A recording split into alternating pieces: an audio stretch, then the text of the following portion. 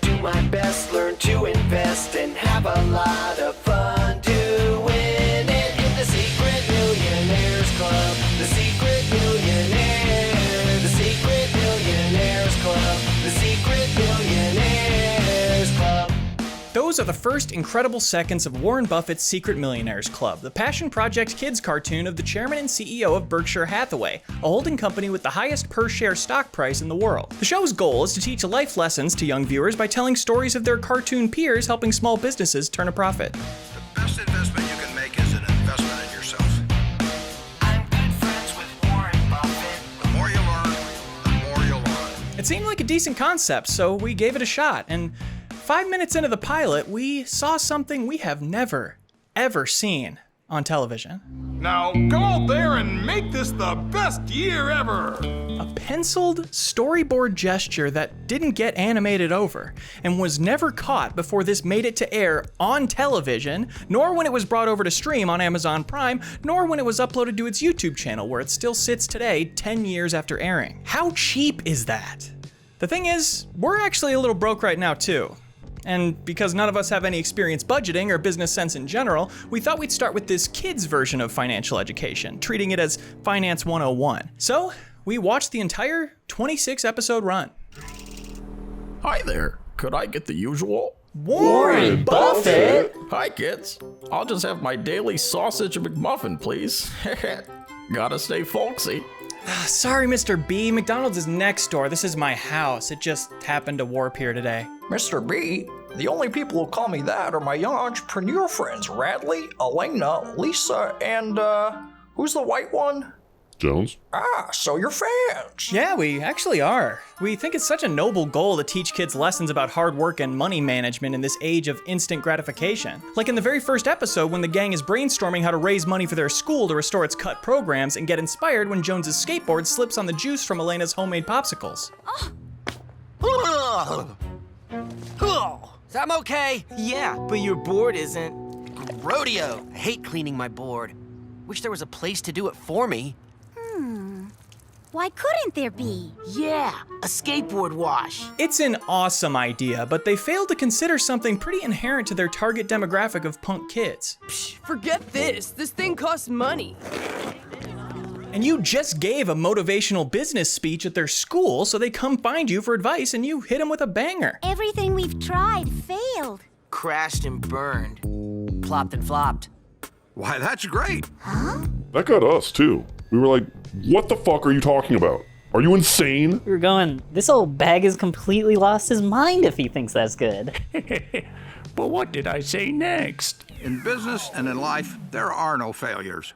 We just toss what didn't work and focus on what did. And then you help them come up with a smarter way to utilize what they have, repackaging the fresh fruit juice Elena used for her popsicles into a drink called skate juice, the hottest juice skateboarders can't resist, besides vape. They immediately make $10,000 to give to their school, and then they presumably discontinue skate juice because they go right back to being broke for the rest of their lives. That's right. And then they meet Jay-Z. Oh, Empire State of New York. Yeah. Bradley, Elena, Jones, Lisa. Huh? Warren has told me so much about you. Jay-Z! What you did for your school was wonderful. You should keep at it. As a team, you can put your interests in business to good use. That's what I've done. Being a good businessman has allowed me to help others, like my charity, the Sean Carter Scholarship Foundation. If you put your minds to it, you can do anything. Now get out of here and go and enjoy New York. It's the real him doing the voice and everything, and he inspires them to start up the Secret Millionaires Club, which they pitch to you at the end of the episode. We can raise money to bring back all the school programs. Then help other kids all over the world with their money problems. We'll form a club. A secret club. So people don't have to feel all weird about kids helping them. What do you think, Mr. Buffett? I can see it in your future. The Secret Millionaires Club. The Secret Millionaires Club. It's all really, really awesome, but what did you mean by that? Can you see the future? Is that how you're so good at playing the stock market? Yeah, what did that mean? Was it like stock futures? And I've always wanted to ask, why does the show look like that? Right, yeah, the show's all about working hard and investing, so why does the whole thing look so cheap and lazy. Right.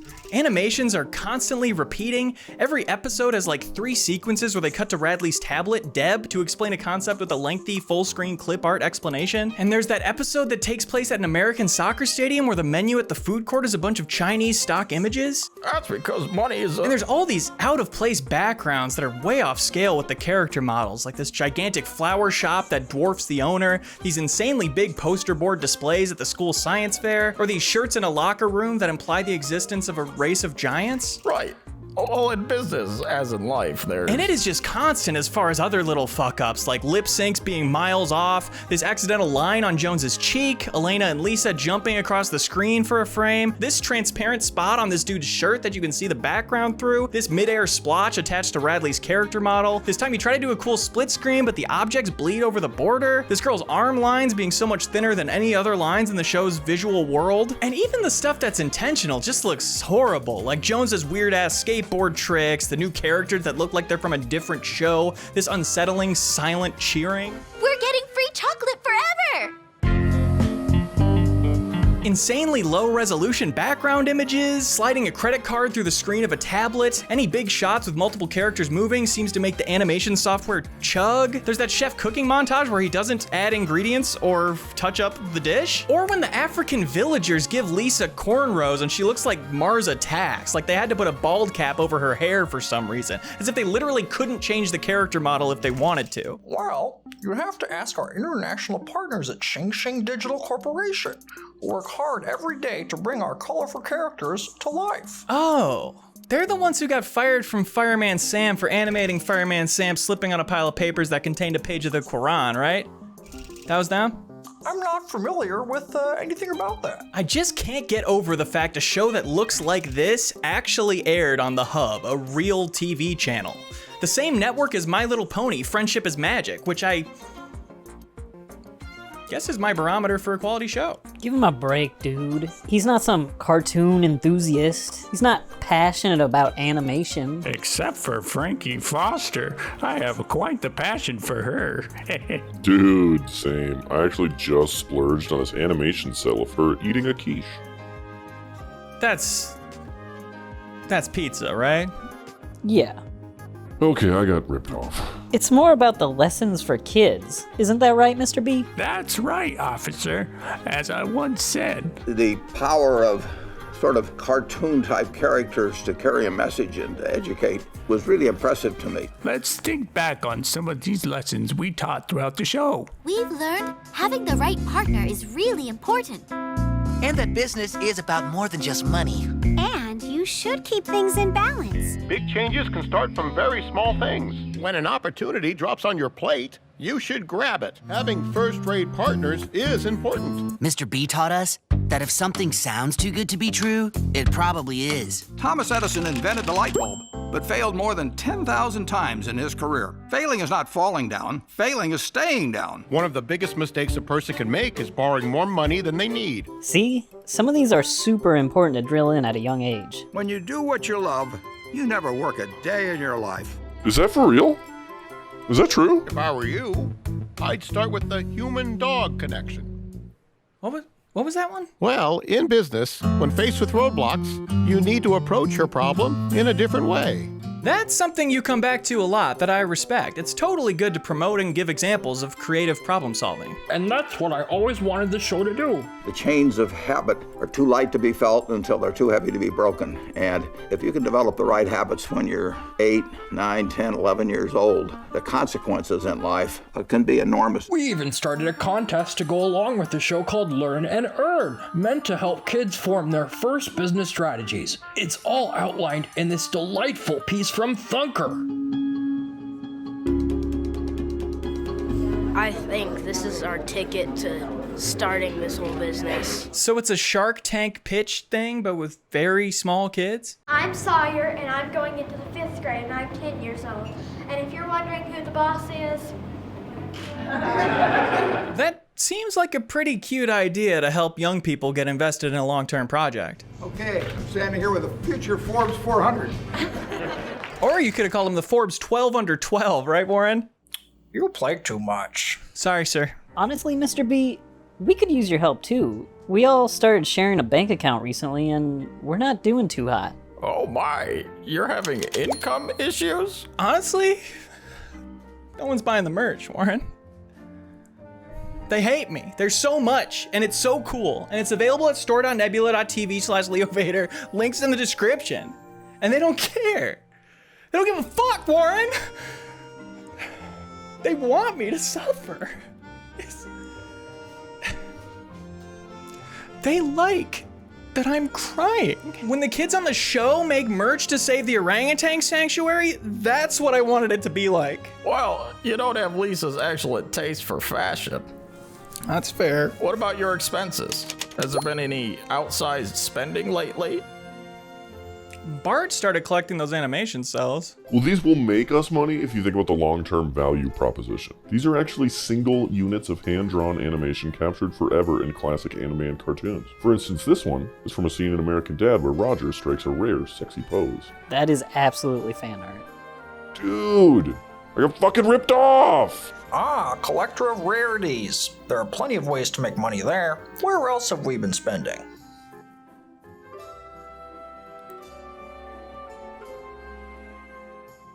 I may have made a few tasteful upgrades to the show's costume department. But why the chimp leather loafers? Those are not visible on camera. I thought you liked my chimp leather loafers. They make that funny sound when I walk. And you're buying way more than that. Well, those are rarities I'm collecting, like Bart. Warren, how much would you say a solid gold Action Comics #1 is worth? I have no idea. Well, what about PK? He's been throwing money away too. Being really irresponsible. Oh, what have you been spending money on, little pig man? I've been lending money to these two. Wow, so you three are hemorrhaging money, inefficiently managing your resources, and putting your way of life in jeopardy? That's great. What?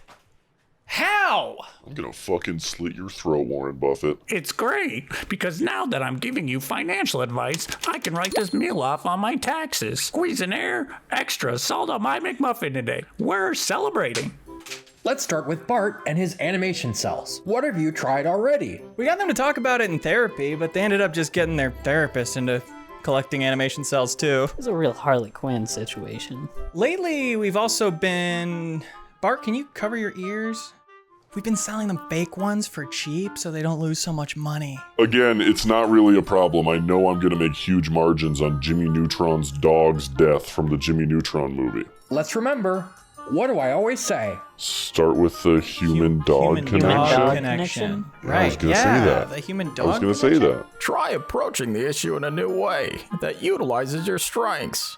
Like Pete did in episode 3, When Pigs Fly. Right, where Pete, the artist at heart, is trying to run his dad's pet shop, but when Elena comes in looking for pig food, he doesn't know where it is or even how to find it. You suggest he try using an inventory management system, but even with one implemented, he's doing a life-endangeringly horrible job. I'm not really a computer person, more of an artist. Oh, I actually bought a cell of this. I got a pretty solid homophobic discount too. Smart shopping. Berkshire received a sizable homophobic discount when we acquired C's Candies. How is a candy company gonna be homophobic? Yeah, like candy's so straight, huh? It stuck out to us that there's not a single line in the episode where they so much as approach the idea that Pete should try and be an artist for a living, rather than keep forcing this thing he fell into by circumstance, which he's terrible at and hates doing. Give Mr. B some credit. He stood up for Lisa's love of fashion in episode 8.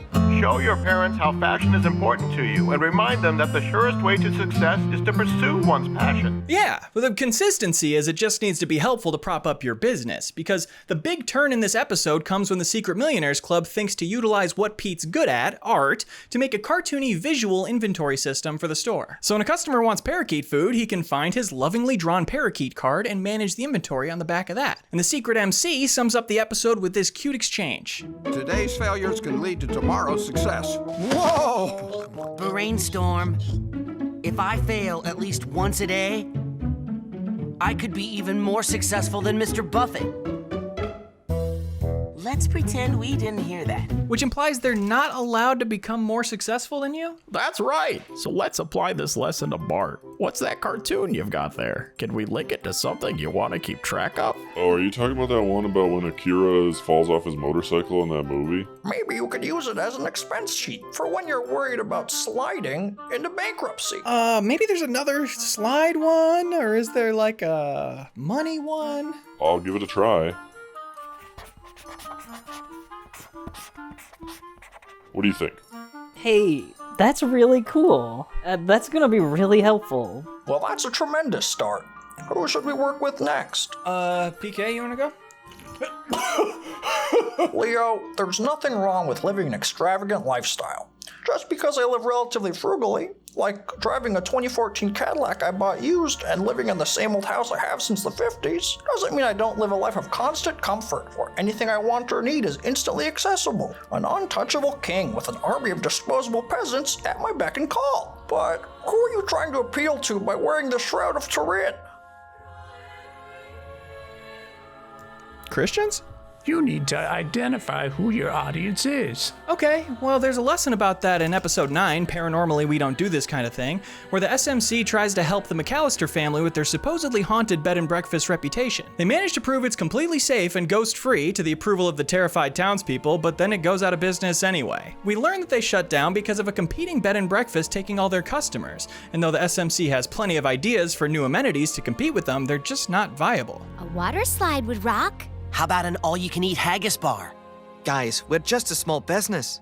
That's all too expensive. So you explain that the McAllister family needs to focus on their brand. You need to let your customers know what you have to offer that your competition doesn't offer. Then Deb explains the same thing again so the animators can steal a few precious minutes of sleep, and they successfully rebrand the castle to lean into the haunted reputation, renaming it the Dread and Breakfast and making it an exciting place to spend a weekend. So this story's about focusing on your strengths and finding an audience that suits them. The family enjoys a moment of celebration in private. Right, so we need to be making sure your wardrobe appeals to your audience. Do you know who your audience is? According to YouTube stats, it's mostly 18 to 34-year-old males. Great. And what do 18 to 34-year-old males like? Teenage Mutant Ninja Turtles? Hawk Tuba, thank you so much for the sub.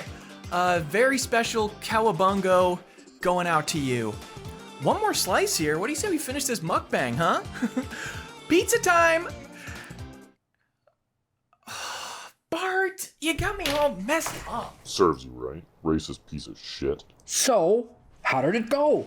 I don't know, I'm kinda going viral. Cowabungo brothers, let's go get some soup. Well, that's great. Having a piece of viral content around your business can be a great way to build excitement. Mr. B, all respect to you, but somebody has to tell you this. You are obsessed with going viral.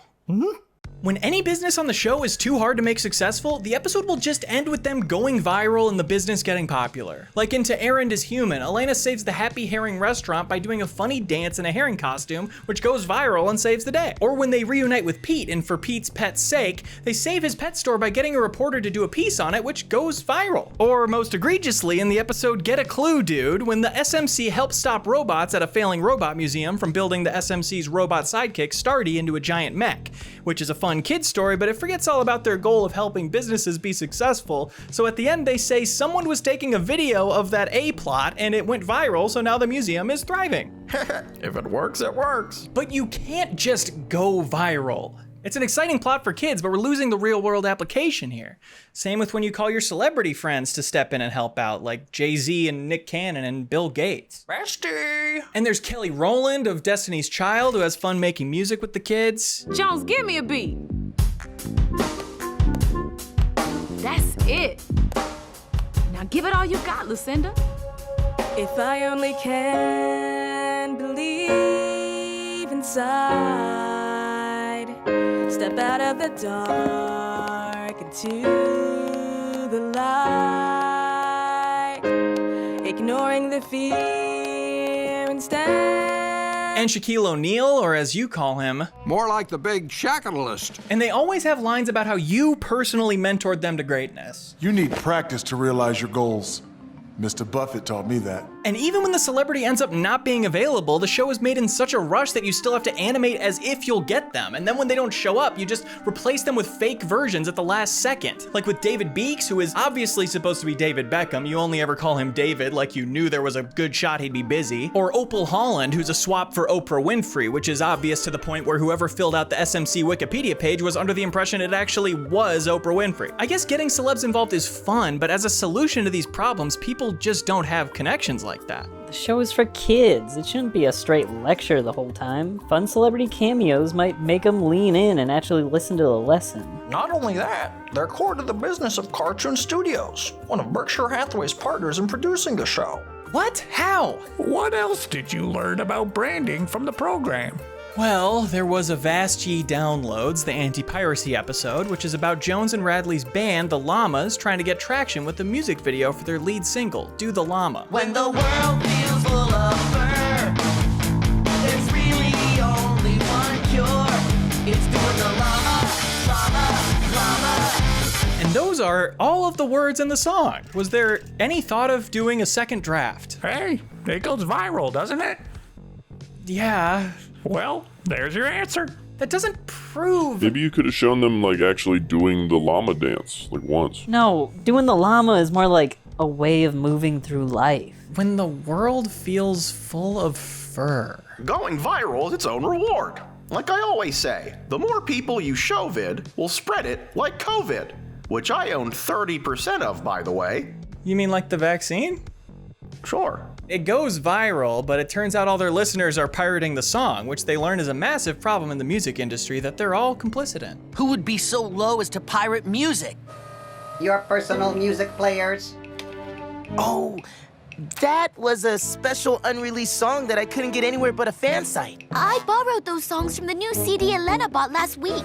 I borrowed that CD from my brother and copied it. Dudes, big moment here. We need to dump all our pirated music. It's so not right if we don't pay. They decide to make some money by doing shows, but no venues want to let kids perform. So in the smart business move of the episode, they turn their bandmates' parents' failing record store into a kid-friendly music club, the reveal of which honestly plays like an Arrested Development gag. It's extremely Epstein-coded.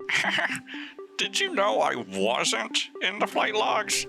What's that? I'm just saying, I seem like someone who would have been on Epstein's plane, but that's never been confirmed.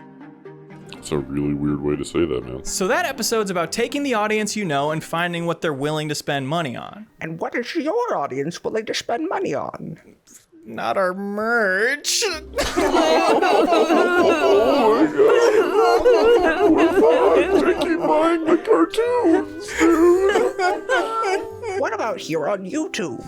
What, like YouTube memberships? Yeah, if it's on a platform they use that already has their payment information, maybe they're more likely to support you. Okay, so I'd offer the same exclusive videos to my Patreon at the same price, but now on YouTube as well, in case that's more convenient for people who want to support me? Yeah, bitch. And those YouTube memberships will be available right now, along with a brand new bonus video. Fine. PK, let's go for the turkey. Your issue has been lending your friends Leo and Bart money for their investments, correct? Yeah, I haven't been sure where to draw the line or how. We got to that one early on the show, if I recall. Yeah, in episode 2, Neither a Borrower Nor a Lender Be Dude, which was about Jones not being able to afford the $25 entry fee for a skateboard contest with a big cash prize. Lisa's the only one with money to spare, but she needs it to buy a dress for a party next week and is unsure whether to take the risk of lending it to Jones before then. What do you think I should do? Well, ask yourself, what would a bank do before making a loan? Ask yourself if Jones can pay back the loan. Does he have collateral? That's pretty insane advice, Mr. B. This is her friend. I don't know. Friends can be bad with money, or even take advantage of you if you're not careful. I think we can be realistic about that. Do you think we're taking advantage of you? You don't think this has value?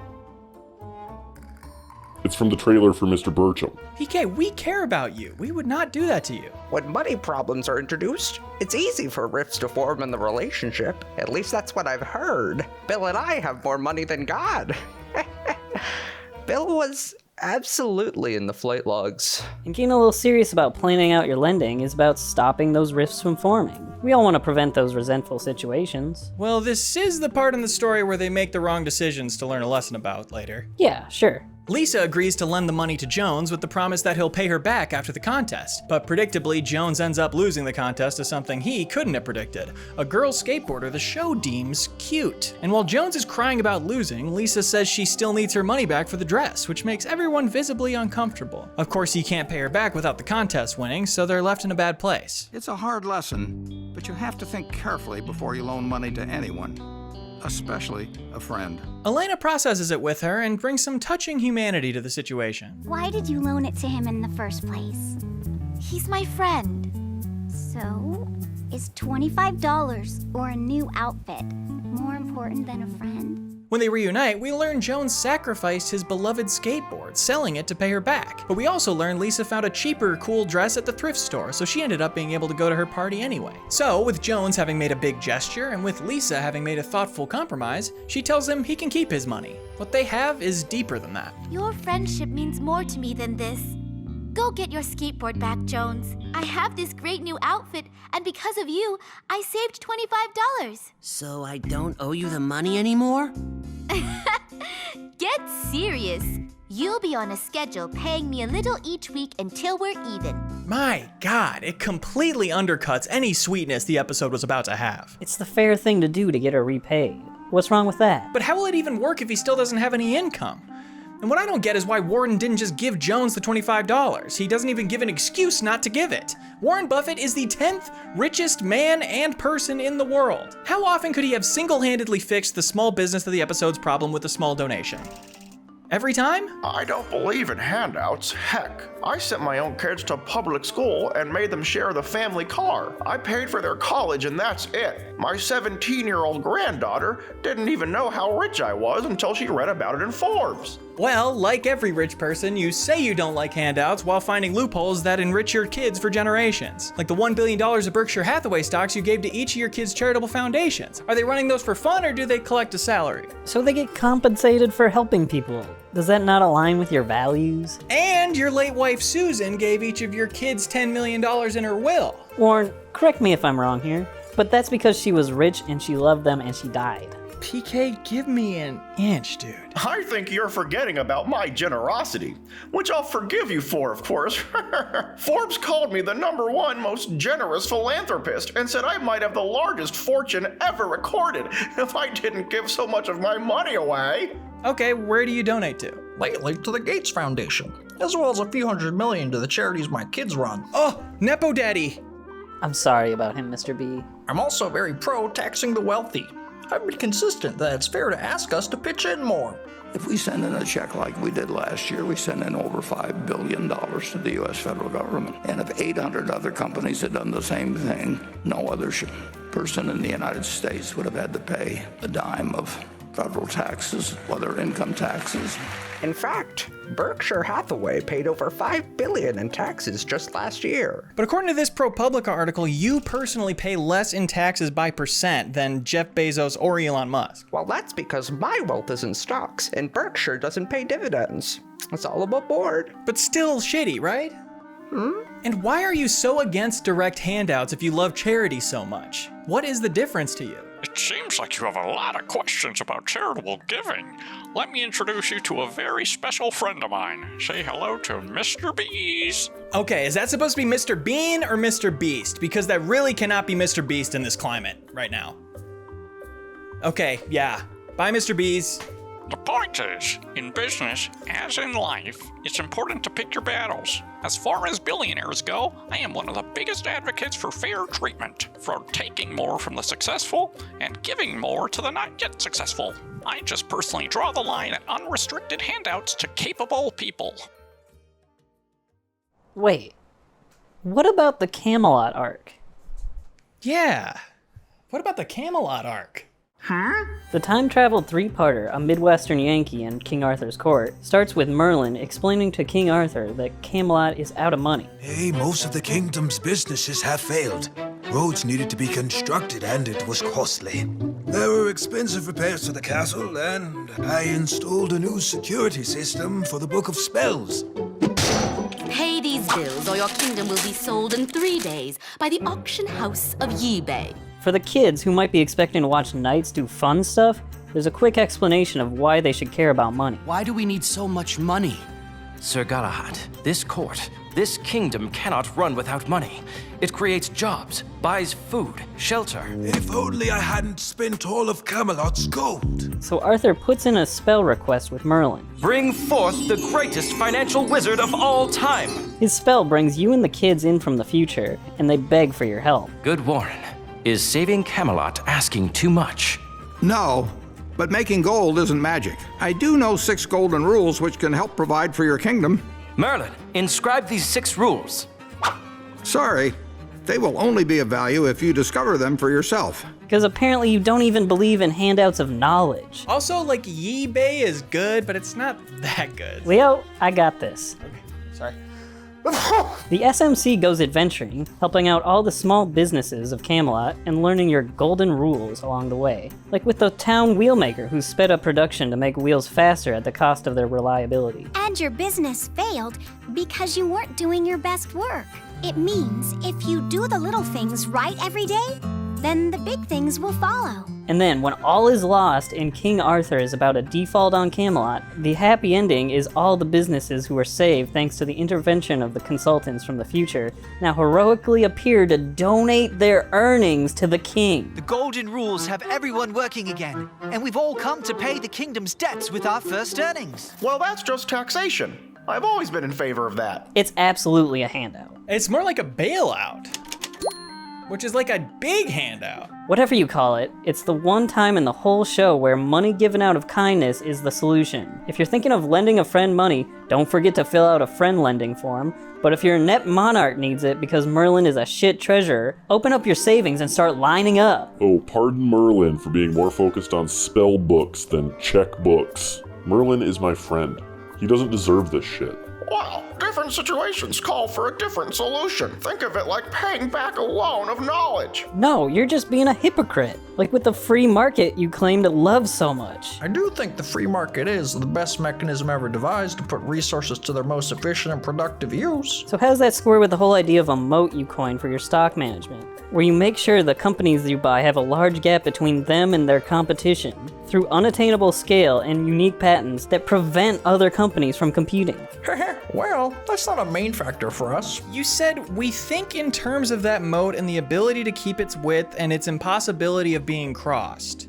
We tell our managers we want the moat widened every year.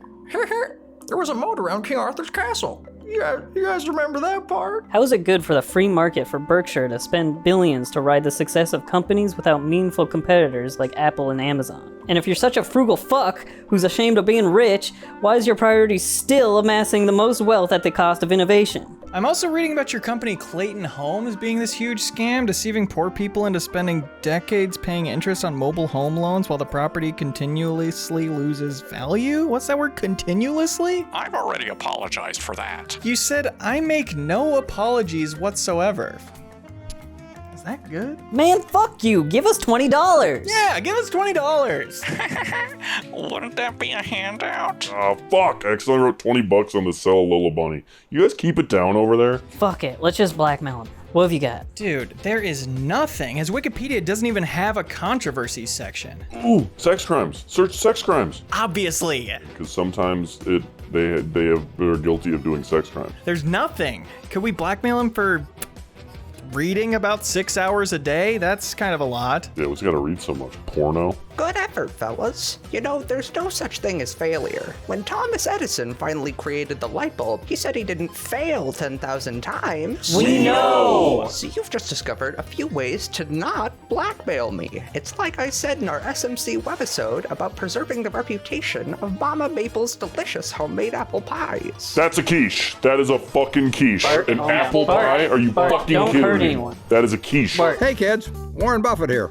The best thing a business can gain is a good reputation. Building a good reputation is important in life. You want to make sure that you act as if everything you say and do will be posted on the internet for everyone to see. So remember, a good reputation is the greatest thing to build over your lifetime. and make sure you never do anything to harm it in any way. But what if doing the morally right thing comes with a cost to your reputation? Plenty of the show's lessons are good, but I don't know that I want kids to be trained in this business-first way of looking at things. My brain's overloaded. Mr. Buffett, is it supposed to be work, work, work all the time? Sometimes, to be successful, businesses need to evaluate the right trade-offs. But I'm not in business. This is my life. In episode 16, Just Say Snow, the gang heads out for winter break in the mountains, eager to be responsible and make money a primary focus of this vacation. I know exactly to the penny how much I can spend on this trip. Whoa, you budgeted lip balm? Like, isn't that a little extreme? Jones, when are you going to learn to be careful with your money? Bradley and I are even going to get part-time jobs. You three are being very fiscally responsible, remembering rule number 1. Never lose money. That's right. And rule number 2 is never die. Trouble is, they soon discover their favorite ski lodge has a new owner with a new heritage. It's an eccentric Swiss guy from Switzerland, excited to make it into an authentic Swiss chalet. Elena doesn't understand why he would change the lodge if people used to come to it as it was. It'd be straightforward for someone to conclude that it's because it's about reasons more than making money for him. He's proud of his culture and he wants to share it with others. But that's never addressed or validated. The kids head out to get jobs and refuse to waste time with petty distractions.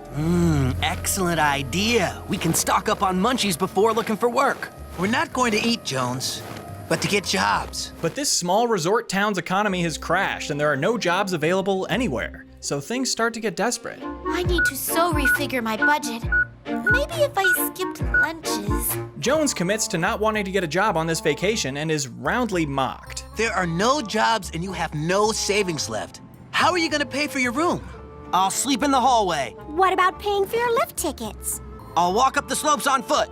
And money for meals? Or will you be eating snow? It's a grim snap to reality on what was supposed to be a vacation of friends. Kid friends. Now it's about a desperate grasp at the opportunity to perform child labor, which, I shouldn't even have to say this, is the worst, most despicable, evil kind of labor, besides emotional. Luckily, Jones finally finds a job, which is to help promote the ski lodge. It's with an adult he barely knows who wants to dress him up and take photos of him. Not sure if that's a lesson you stand by, Warren, that's a fun, approachable side hustle for kids? Hey, most people who employ children are very normal. There's another bad lesson when Radley calculates the town's income from tourism and says it dropped 300% since the look of the lodge got changed. And that's taken as a fact with no cue pop-up explaining correlation and causation. Right, instead they go and confront this Swiss guy for his mismanagement of the business and work out the solution. But I thought if it were just like Switzerland, everyone would love it, including you.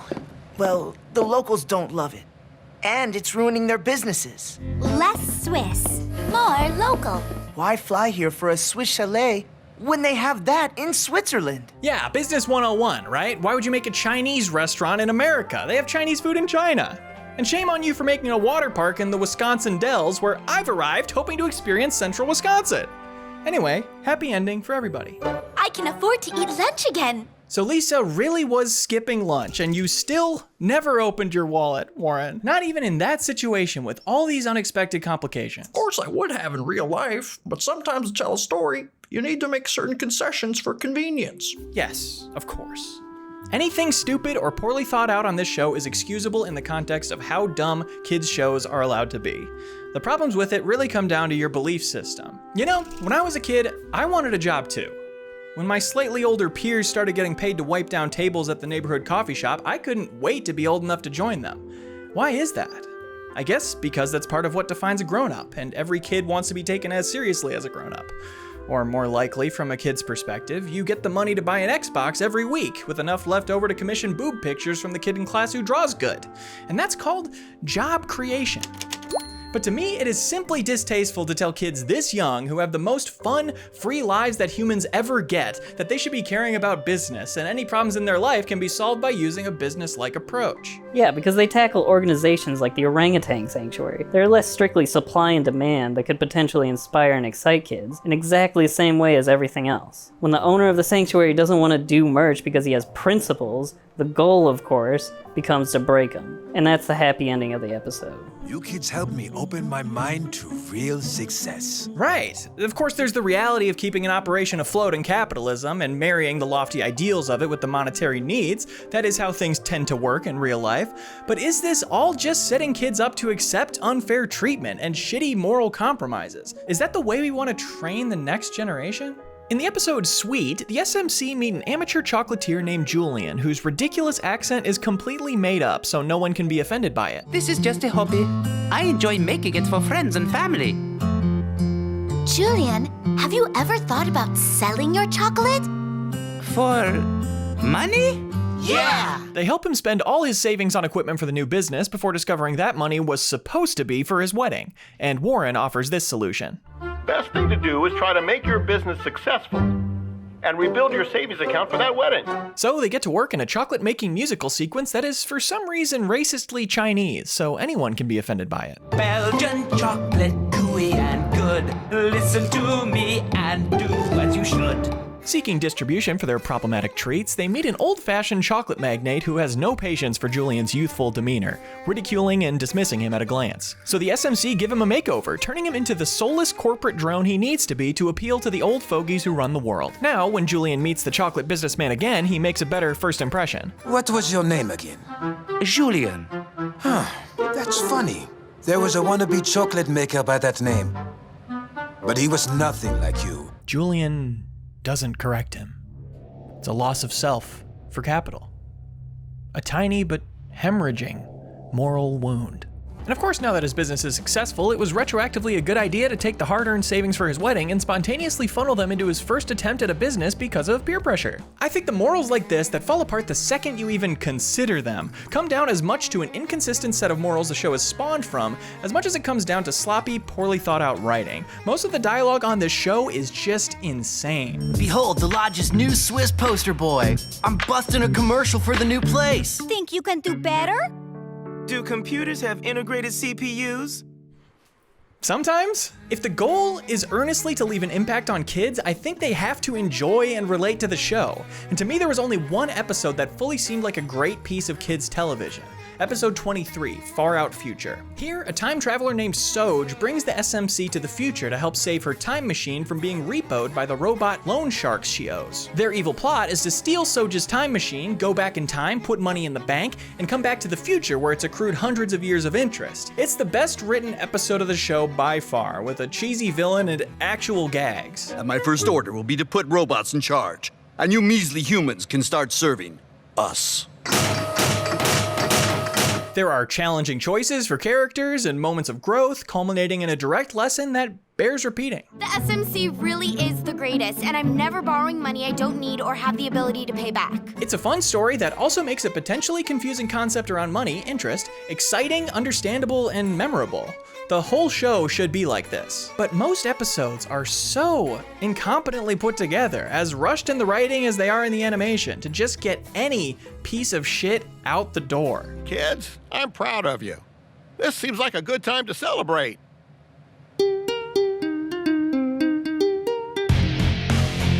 Like in Down and Out in Beijing, they spend the entire episode unsure what to do with extra product until they land on this extremely low-effort solution in the last 30 seconds. Supply and demand. If Bohai has an oversupply of zhongzi...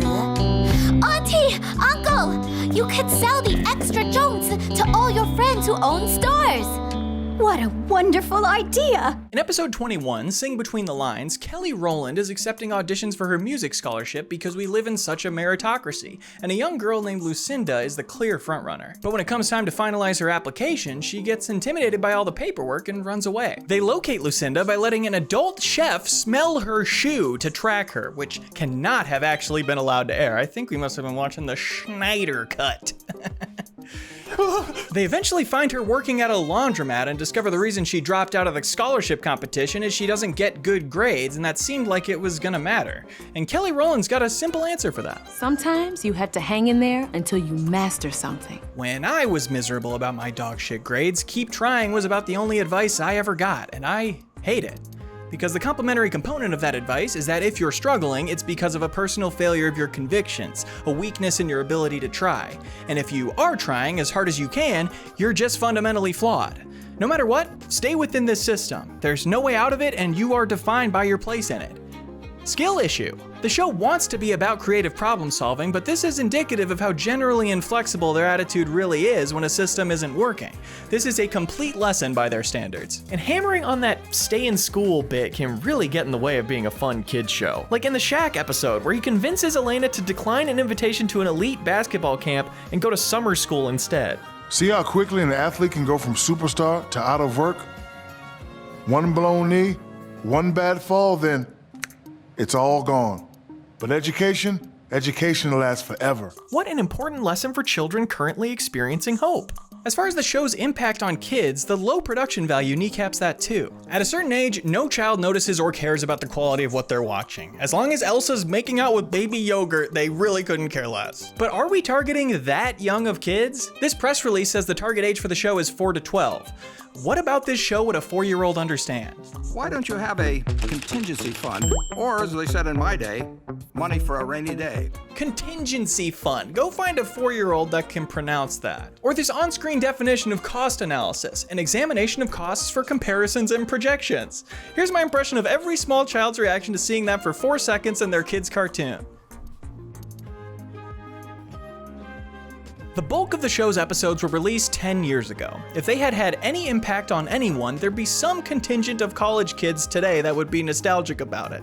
And it's hard to prove a negative, but I have searched a lot on many platforms, and I cannot find one single morsel of interest in this show from anyone who actually viewed it. Maybe the fact no video essay has ever been made about it is good proof of its insignificance, but though no opinions from viewers seem to exist, I did find some adults' thoughts in the Amazon reviews for a DVD bundle of the first few episodes. They are mostly positive, like this one from Umbardi titled Mini Warren Buffett. My 8-year-old wants to save all of his money, so that's a perk. He asks about interest on his bank account every day, lol. But there are some seriously negative reviews too, like this one from a teacher named Jean Twain. Hard to follow. A lot of skating boarding and hype. The students hated it and it taught them absolutely nothing. This is the worst product I've ever ordered in my life. The kids in the target demo of this show like when stuff looks cool. That means something to them. The animation that grabbed us as kids that had staying power had real creative energy behind it.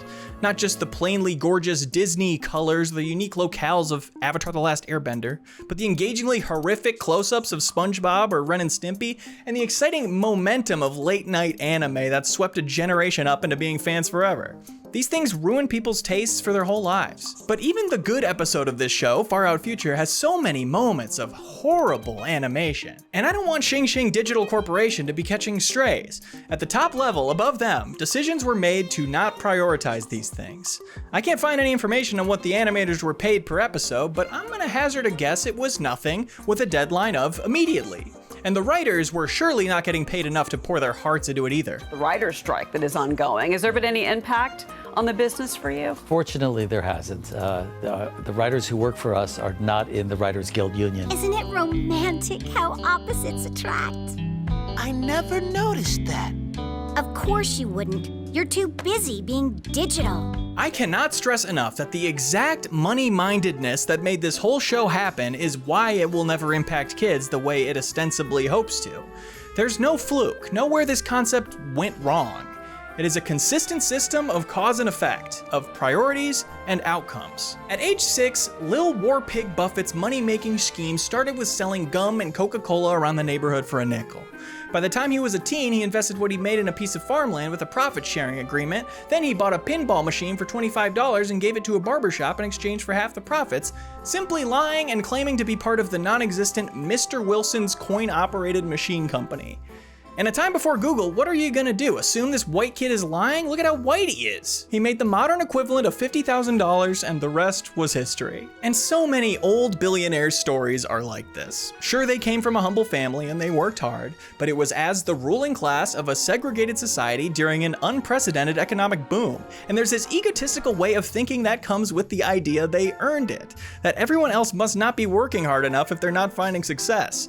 It's completely ignoring complex reality and choosing the comfort of simple platitudes. So this is some kind of communist McDonald's. It's not a McDonald's, you stupid-ass old man. Wait. Yes, Warren, this is Communist McDonald's. We've got your McMuffin right here. It costs $20 now. Yeah, right, $20. Sorry, JD Vansflation. Oh, all right. Here you go.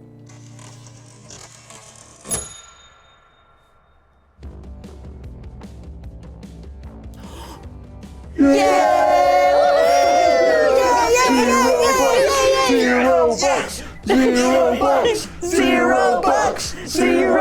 See you tomorrow, kids. So, what'd we learn today?